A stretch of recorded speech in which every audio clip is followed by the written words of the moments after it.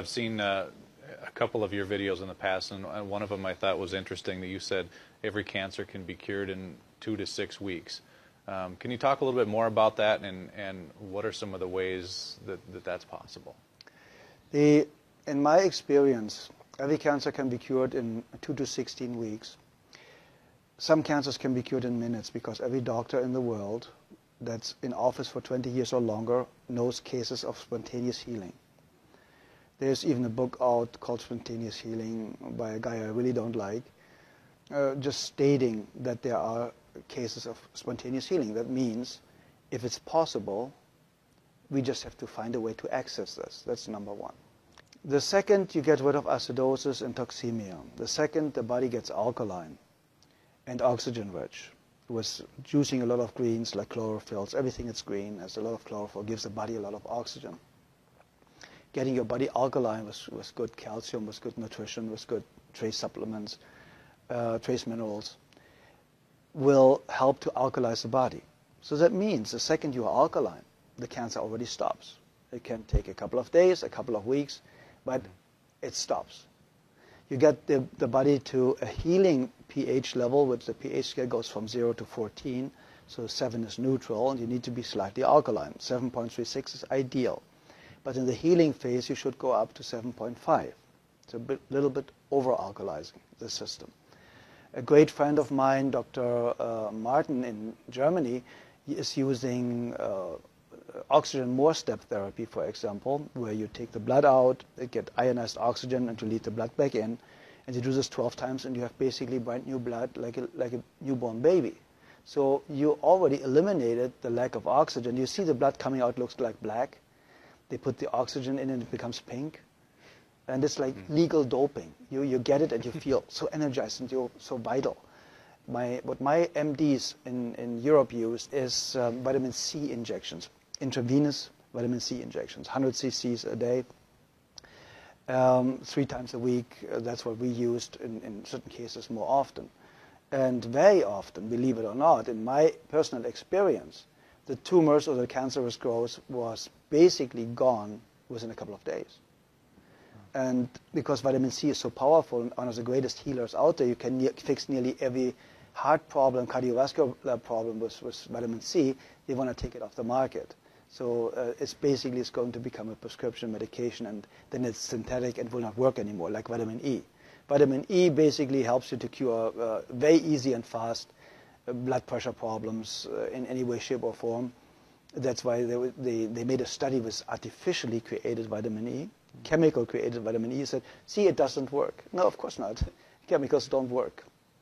Nature works. If nature creates a problem, nature creates a solution. Very simple and easy. If it didn't exist 100 years ago, you don't need it today. It's very, very simple. When you want to help somebody to educate themselves, to eliminate his or her own cancer really, really fast, I would basically start instantly with a vegan diet or with a raw food diet. My friend Paul Nissan is one of the greatest raw food chefs. He has fantastic books out there about raw food, so it's accessible for a couple of bucks how to do it. He has free videos all over his website. And I would go instantly on a raw food diet.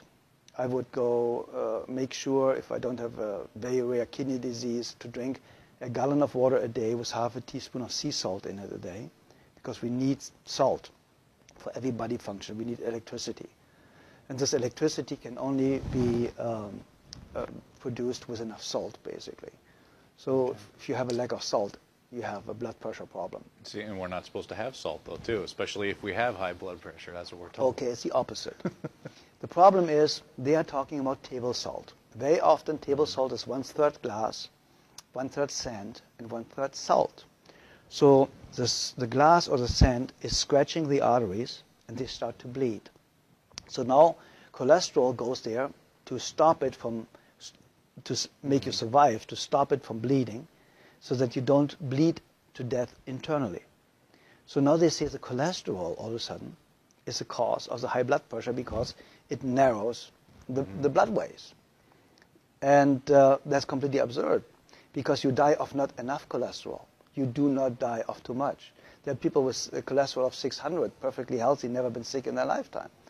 So what do you do with a patient in a burn unit? You give them 20 to 25 hard-boiled eggs a day, because they know only cholesterol can rebuild brand new healthy cells really, really fast. Nearly 87% of a cell is built from cholesterol. So where does the new cell potential or foundation come from if you have a lack of cholesterol? Everybody should have at least 250 combined cholesterol. And then they tell you LDL and HDL are good and bad cholesterols. It's not even cholesterol. It's a protein that transports cholesterol. So they are too stupid to even narrow it down the right way. So if you look at the facts and if you look what they know and what they don't know, you know that Dr. Gary Null stated it, and a lot of other people. The medical profession, the medical doctor statistically has the shortest lifespan of 56 years of age, the highest abuse rate of alcohol and drugs, the highest suicide rate, only the psychiatrist is higher. And so you go to somebody that has the lowest lifespan, highest suicide rate, highest drug abuse rate, to ask them how to have a healthy, happy, long life. Yeah.